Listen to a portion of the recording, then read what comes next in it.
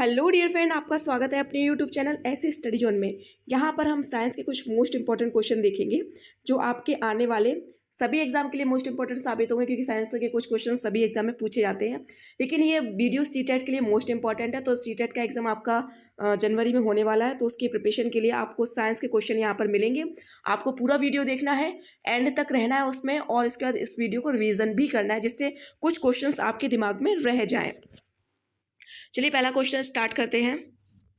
प्राकृतिक चयन का सिद्धांत किससे जुड़ा है? प्राकृतिक चयन को हम नेचुरल सिलेक्शन भी कहते हैं, ठीक है। और ये जो जुड़ा हुआ है ये है डार्विन, चार्ल्स डार्विन, ठीक है। इसकी नींव चार्ल्स डार्विन ने रखी थी प्राकृतिक चयन के सिद्धांत की।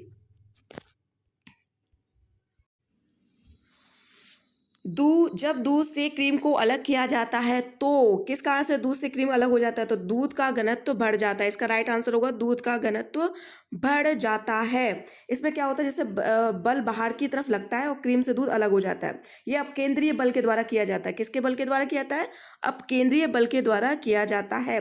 तब दूध को घनत्व क्या है, बढ़ जाता है, और दूध से क्रीम की प्रक्रिया शुरू होती है। लाल रक्त कोशिकाओं की रचना कहाँ होती है?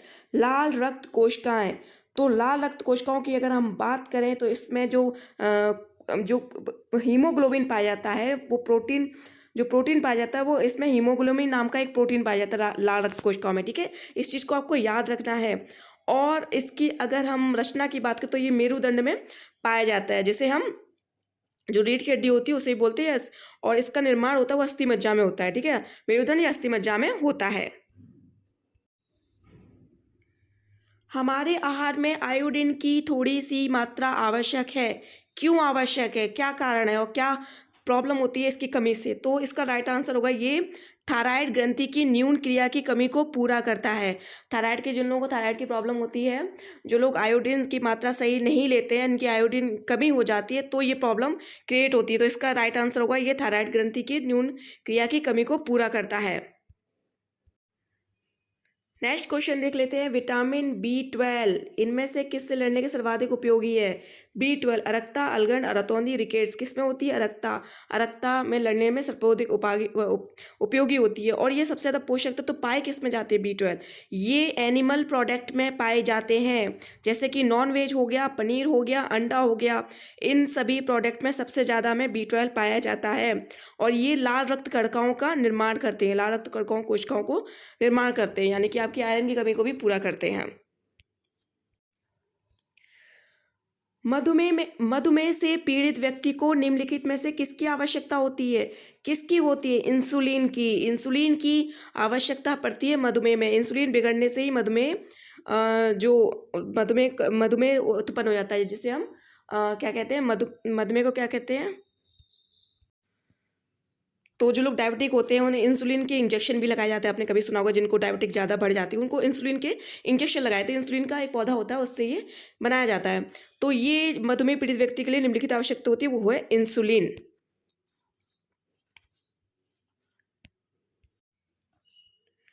नेक्स्ट क्वेश्चन, यकृत में निम्नलिखित में से कौन सी विटामिन भंडारित है, यानी कि कौन सा विटामिन का भंडार पाया जाता है यकृत में? अगर यकृत की बात करें तो इसमें सबसे ज़्यादा भंडार होता है वो विटामिन ए का होता है, ठीक है। विटामिन ए का होता है, और इसमें विटामिन ए, डी, ई, के भी पाई जाती है। B12 लीवर में जमा होती है। यह विटामिन डी को अपने सक्रिय रूप से परिवर्तित करने में मदद करती है, यानी कि विटामिन डी को ये परिवर्तन करने में भी मदद करती है। और इसमें सबसे ज़्यादा जो भंडारित होती है वो विटामिन ए होती है। नेक्स्ट क्वेश्चन, फोटोग्राफी में निम्नलिखित में से कौन सा रासायनिक तत्व उपयोगी होता है? फोटोग्राफी कौन सा रासायनिक तत्व उपयोगी होता है? सिल्वर ब्रोमाइड का उपयोग होता था, अब नहीं होता है, ठीक है। अब क्या है, डिजिटल फोटोग्राफी के ज़माने में इसका उपयोग बंद हो गया है। पहले होता था जब फोटोग्राफी हुआ करती थी, फ़ोटो खींची जाती थी जो कैमरे से, लेकिन अब डिजिटल की फोटोग्राफी में इसका उपयोग होना बंद हो गया है। पहले सिल्वर ब्रोमाइड, ठीक है, आपको ये याद रखना है, सिल्वर ब्रोमाइड फोटोग्राफी में।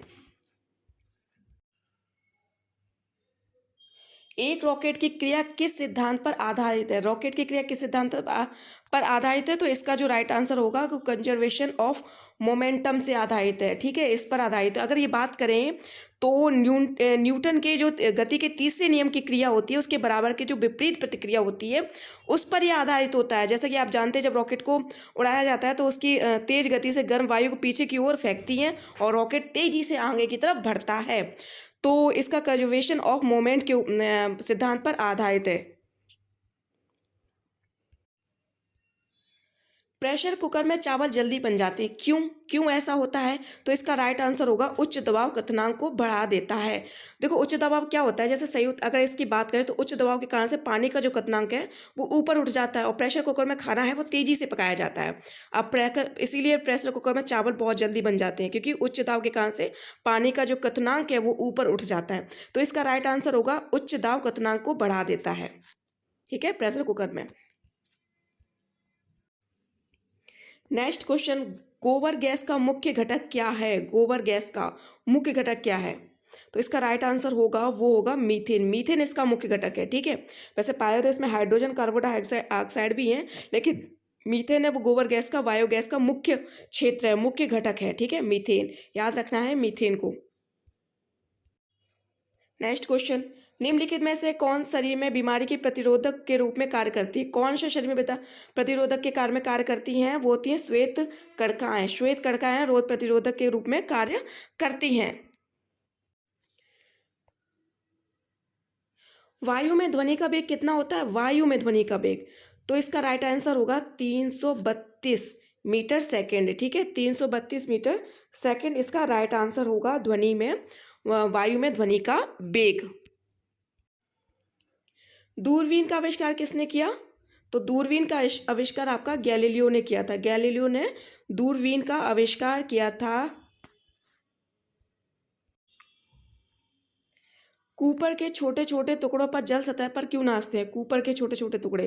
ठीक है, तो इसमें क्या होता है? पृष्ठ तनाव के कारण से होता है। कूपर क्या होता है कि जैसे जैसे आप देखते हैं कि डीजे बीजे बज रहा है, उसके ऊपर आप रखो तो उस पर जो टुकड़े होते हैं वो कूदना शुरू हो जाते हैं। क्या होता है? उसमें पृष्ठ तनाव के कारण से उसका जो पृष्ठ तनाव होता है वो बढ़ जाता है, जिसके कारण से छोटे छोटे टुकड़े जल की सतह पर नाचते हैं।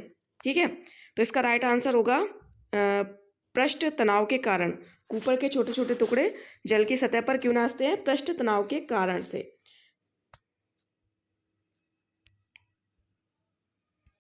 ये कुछ क्वेश्चंस थे जो आपके सीटेट के लिए मोस्ट इंपॉर्टेंट साबित होंगे। आप इसका रिवीजन ज़रूर कर लें, कुछ क्वेश्चंस आपके दिमाग में ज़रूर रह जाएंगे। धन्यवाद।